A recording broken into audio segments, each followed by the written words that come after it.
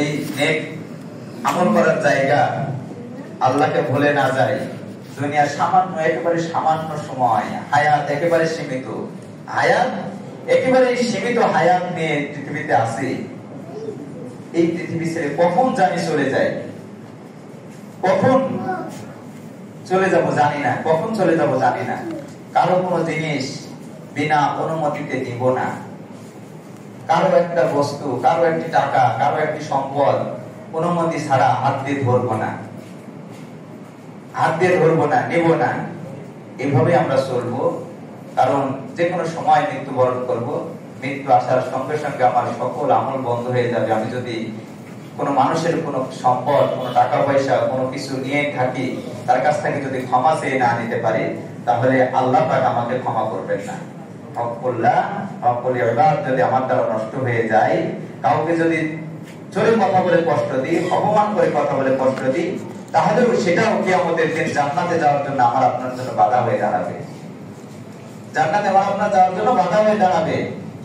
কারণ সেদিন কিয়ামতের দিন ঋণ পরিশোধ না করে কোনো মানুষ জান্নাতে যেতে পারবে না।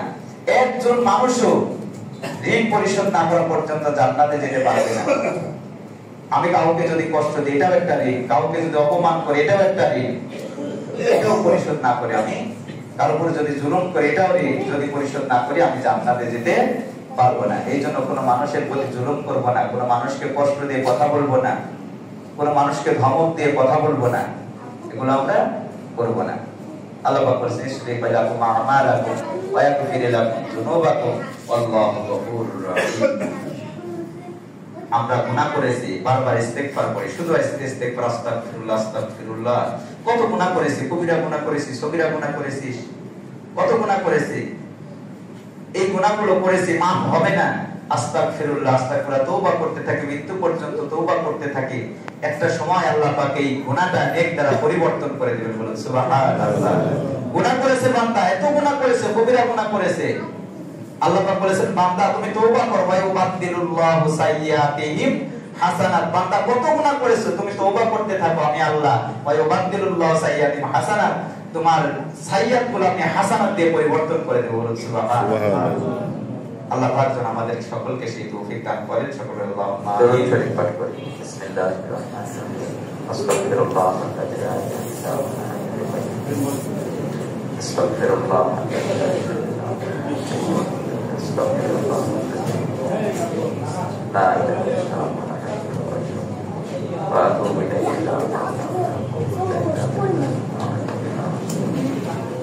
আল্লাহুম্মা সাল্লি আলা সাইয়্যিদিনা মুহাম্মাদিন।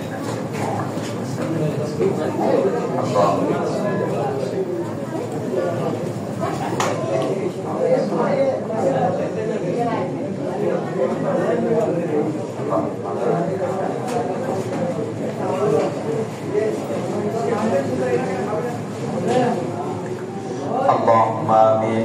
ربنا ظلمنا أنفسنا وإن لم تغفر لنا وترحمنا لنكونن من الخاسرين. ربنا لا تزغ قلوبنا بعد إذ هديتنا وهب لنا من لدنك رحمة إنك أنت الوهاب. رب ارحمهما كما ربياني صغيرا. رب ارحمهما كما ربياني صغيرا. حسبنا الله ونعم الوكيل، نعم المولى ونعم النصير. اللهم حاسبني حسابا يسيرا. اللهم حاسبني حسابا يسيرا. اللهم إني أسألك الهدى والتقى والعفا والغنى. اللهم إني أعوذ بك من الكفر والفقر وعذاب القبر. রব্বুল আলামিন, আল্লাহ তোমার হুকুম ছিল সালাতুল জুমআ আদায় করেছি। আল্লাহ আমাদের নামাজের ভুল ত্রুটি মাফ করে দেন, নামাজকে তুমি কবুল করে নাও। আল্লাহ আমরা যারা হাত তুলেছি, জিন্দেগীর तमाम গুনাহ খাতা মাফ করে দাও। সরল সঠিক পথে চলার তৌফিক দিয়ে দাও। আল্লাহ তোমার খাঁটি মুমিন বান্দা হিসাবে কবুল করে নাও। আল্লাহ খাস করে আমরা যারা হাত তুলেছি, আব্বা আম্মা যাদের দুনিয়া থেকে বিদায় নিয়ে চলে গেছে, আল্লাহ আব্বা আমার কবরকে তুমি জান্নাতের বাগান বানিয়ে দাও। আল্লাহ কিয়ামতের দিন মুসিবতের সময় ডান হাতে আমলনামা দিয়ে হাসরের ময়দানে উঠায় আল্লাহ। আল্লাহ এই কঠিন মুসিবতের দিনে তোমার হাবিবের শাফায়াত নসিব করে দিও মাবুদ। রব্বুল আলামিন আল্লাহ খাস করে তোমার বান্দারা তোমার ঘরে এসে তোমার ঘরের মহব্বতে দান করে। আল্লাহ তোমার বান্দাদের এই দানকে তুমি বিফলে দিও না আল্লাহ। আল্লাহ কিয়ামতের দিন মুসিবতের সময় সামান্য দানকে তুমি নাজাতের ওসিলা হিসাবে কবুল করে নিও মাবুদ। রব্বুল আলামিন আল্লাহ খাস করে মসজিদের মহল্লা গোসাইপুর মিল্কি পাড়া থেকে তোমার যত বান্দা বান্দি ইন্তেকাল করে কবরের বাসিন্দা হয়ে গেছে আল্লাহ আমরা দুনিয়ার এই প্রান্তে থেকে অপর প্রান্তের খবর নিতে পারি আল্লাহ। আল্লাহ কবরের খবর তো আমরা নিতে পারি না আল্লাহ। আমাদের আত্মীয় স্বজন তারা কবরের যত জগতে চলে গেছে আল্লাহ। আল্লাহ কবর গুলোকে তুমি জান্নাতের বাগান বানিয়ে দাও। রব্বুল আলামিন গোসাইপুর মিল্কি পাড়া তোমার যত বান্দা বান্দি এখনো বেঁচে আছে সকলকে 5 ওয়াক্ত নামাজি বানিয়ে দাও। দিনদার ইমানদার হিসাবে কবুল করে নাও আল্লাহ। তোমার প্রতিটি হুকুম যেন সঠিকভাবে পালন করতে পারে সেই তৌফিক দিয়ে দাও রব্বুল আলামিন। আল্লাহ খাস করে তোমার যে সকল বান্দারা দোয়া চাইলো আল্লাহ।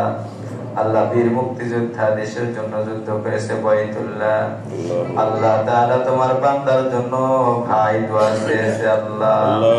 আল্লাহ তোমার বান্দার কবরকে জান্নাতের বাগান বানিয়ে দাও আল্লাহ। পরিবারের সকল সদস্যকে তুমি দিনদার ইমানদার হিসাবে কবুল করে নাও। 5 ওয়াক্ত নামাজি বানিয়ে দাও আল্লাহ। সকলে যেন খাঁটি মুমিন হয়ে মৃত্যুবরণ করতে পারে সেই তৌফিক দিয়ে দাও রব্বুল আলামিন। তোমার বান্দা যুবক মানুষ মসজিদে বিভিন্ন সময় বড় দিয়ে অনুদান দেয় আল্লাহ।